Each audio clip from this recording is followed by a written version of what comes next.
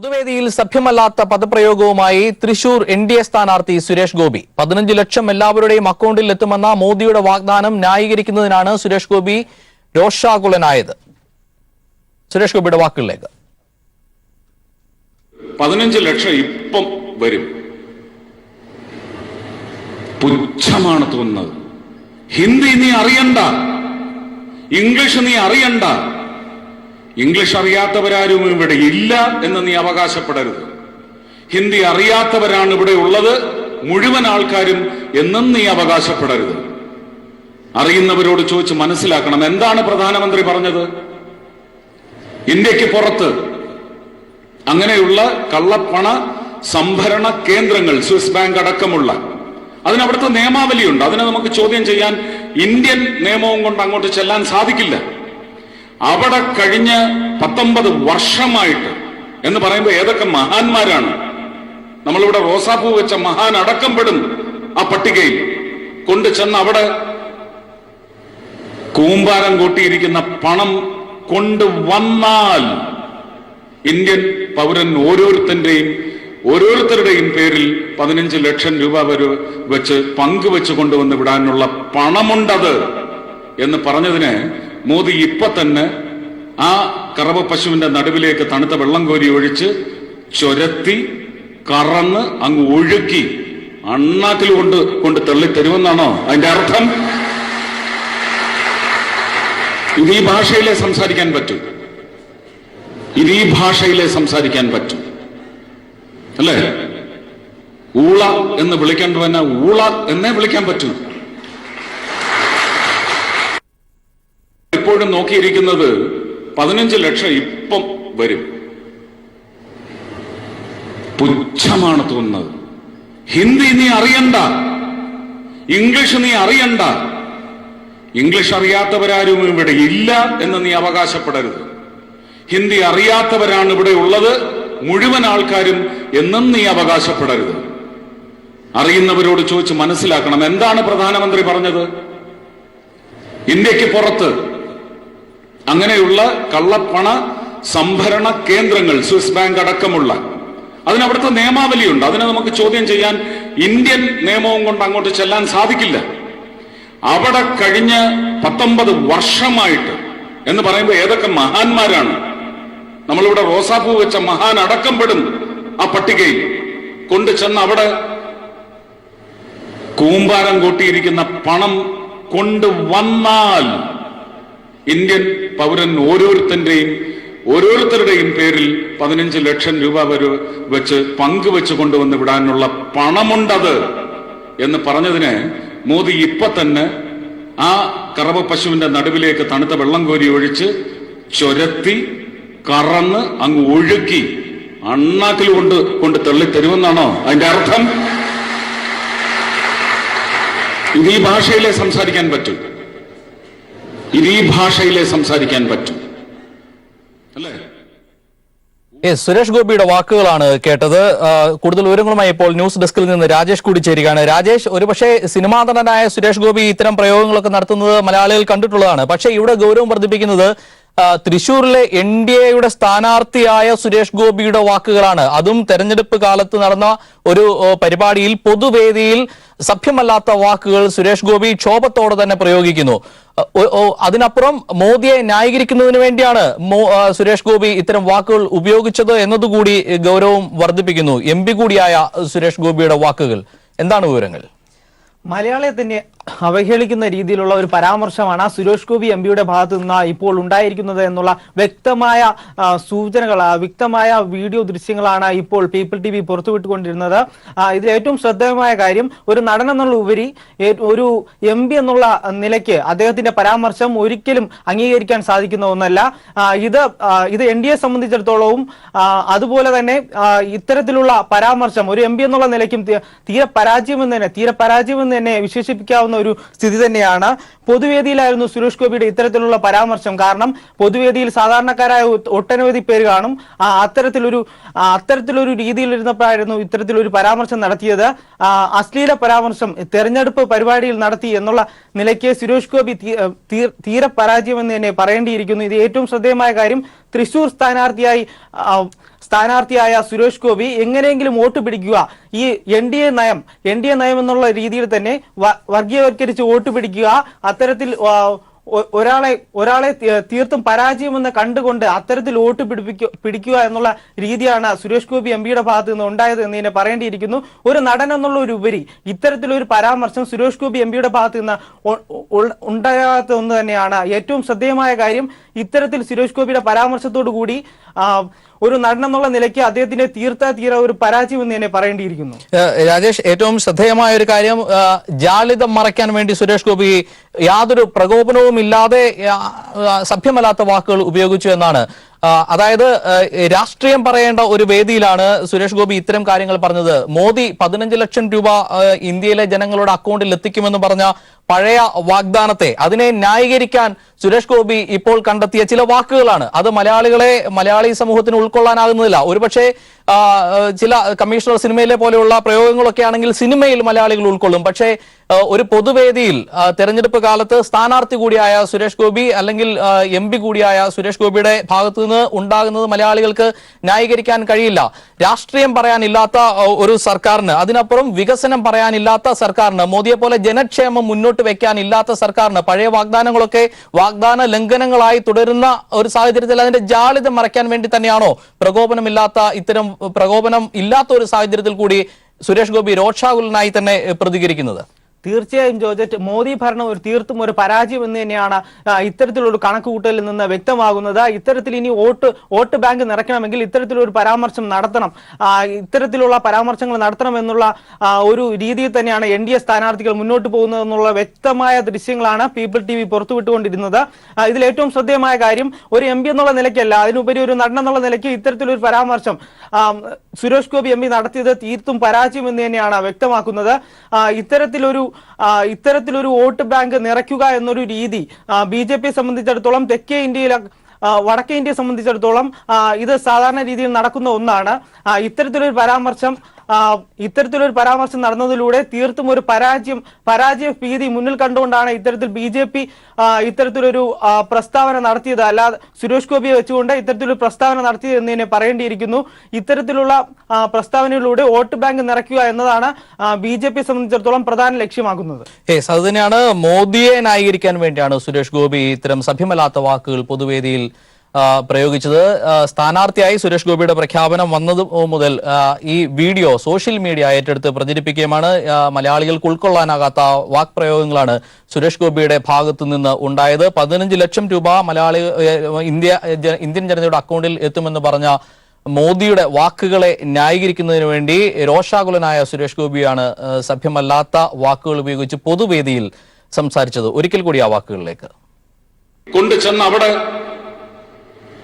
കൂമ്പാരം കൂട്ടിയിരിക്കുന്ന പണം കൊണ്ടുവന്നാൽ ഇന്ത്യൻ പൗരൻ ഓരോരുത്തരുടെയും പേരിൽ 15 ലക്ഷം രൂപ വരെ വെച്ച് പങ്കുവെച്ച് കൊണ്ടുവന്ന് വിടാനുള്ള പണമുണ്ടത് എന്ന് പറഞ്ഞതിന് മോദി ഇപ്പൊ തന്നെ ആ കറവ പശുവിന്റെ നടുവിലേക്ക് തണുത്ത വെള്ളം കോരി ഒഴിച്ച് ചൊരത്തി കറന്ന് അങ്ങ് ഒഴുക്കി അണ്ണാക്കിൽ കൊണ്ട് തള്ളിത്തരുമെന്നാണോ അതിന്റെ അർത്ഥം?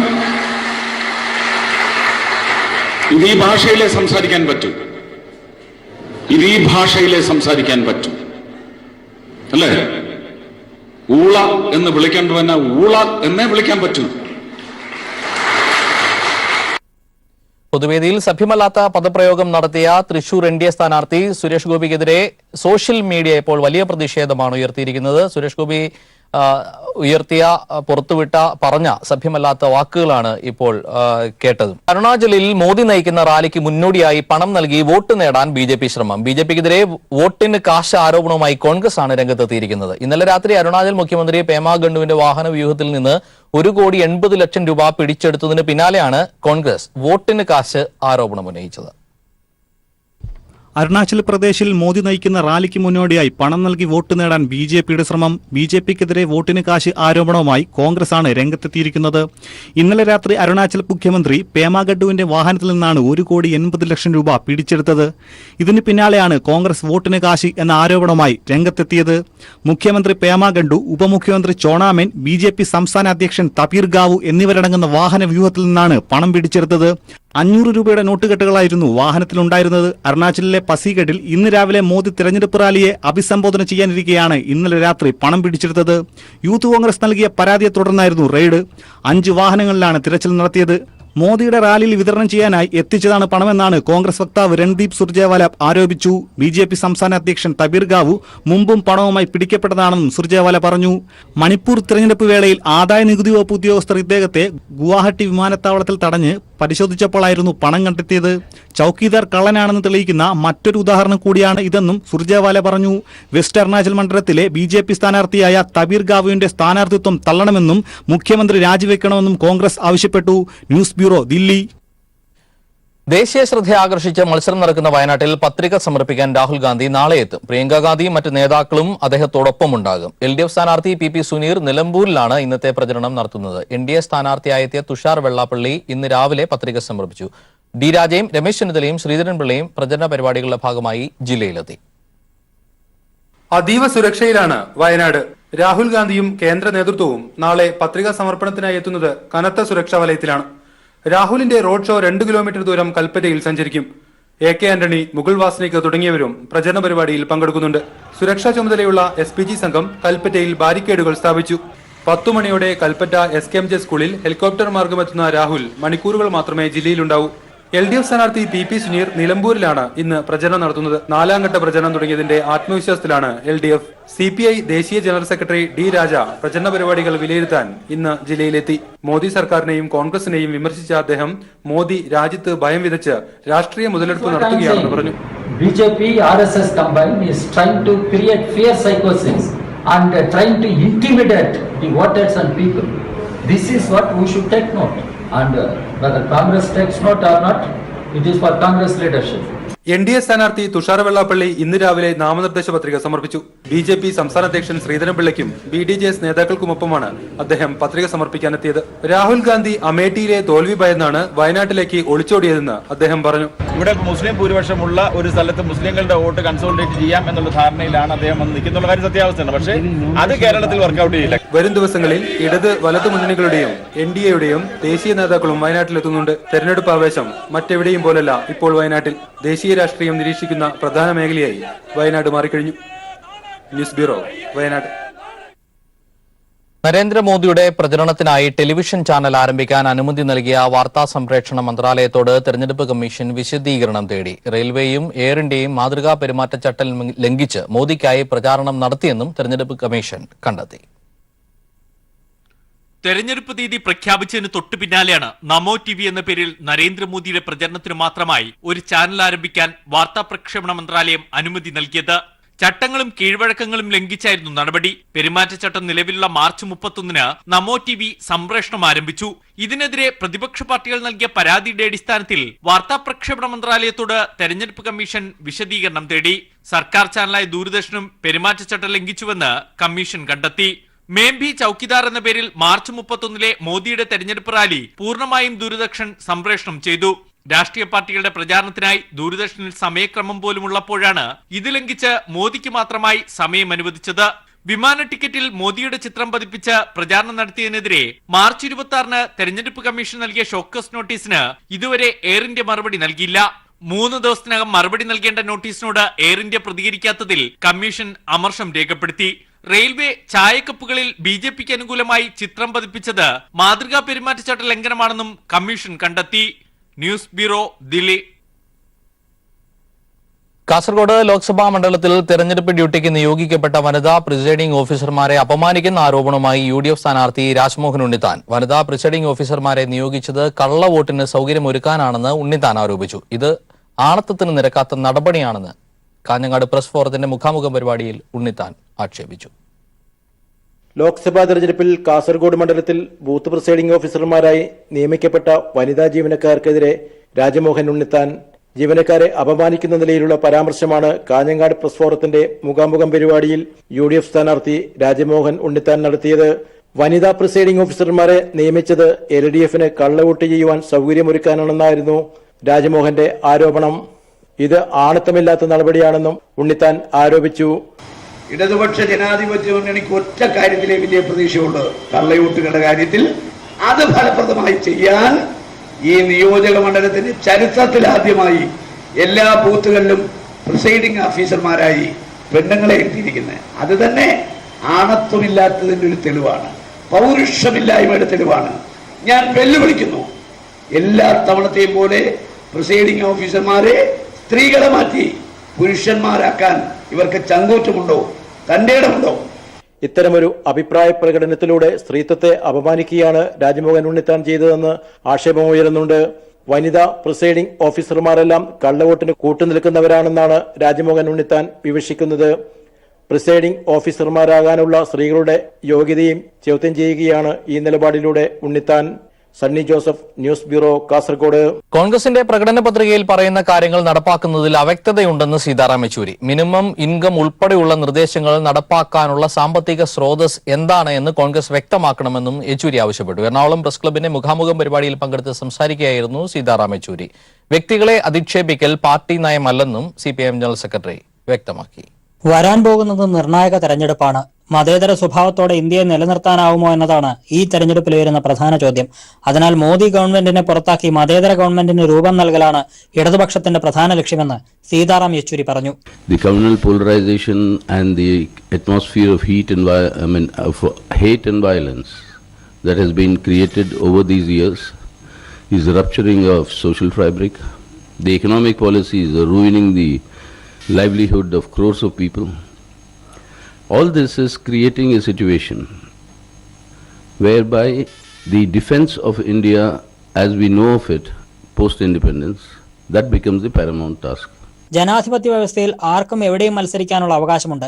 പക്ഷേ വർഗീയതയ്ക്കെതിരെ പോരാടുന്ന ഇടതുപക്ഷത്തിനെതിരെ രാഹുൽ ഗാന്ധി വയനാട്ടിൽ മത്സരിക്കുമ്പോൾ എന്ത് സന്ദേശമാണ് കൈമാറുകയെന്നത് ജനങ്ങൾ വിലയിരുത്തും. വ്യക്തികളെ അധിക്ഷേപിക്കൽ പാർട്ടി നയമല്ല. സ്ത്രീകളുടെ മുന്നേറ്റത്തിനും തുല്യതയ്ക്കും വേണ്ടി പ്രവർത്തിക്കുന്ന പാർട്ടിയാണ് CPIM.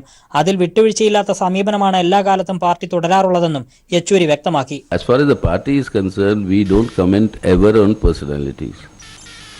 Our comment is on the policies and their politics that they represent. Always. വരുന്ന ലോക്സഭാ തെരഞ്ഞെടുപ്പിൽ 2004 വിജയം ഇടതുപക്ഷം ആവർത്തിക്കുമെന്നും സീതാറാം യെച്ചൂരി ചൂണ്ടിക്കാട്ടി. News bureau, Kochi.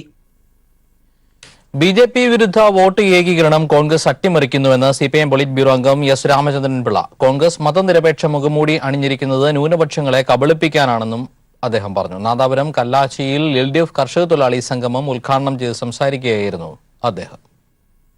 വടകര ലോക്സഭാ മണ്ഡലം LDF സ്ഥാനാർത്ഥി P. ജയരാജന്റെ തിരഞ്ഞെടുപ്പ് പ്രചാരണാർത്ഥമാണ് SRP നാദാപുരത്ത് എത്തിയത്.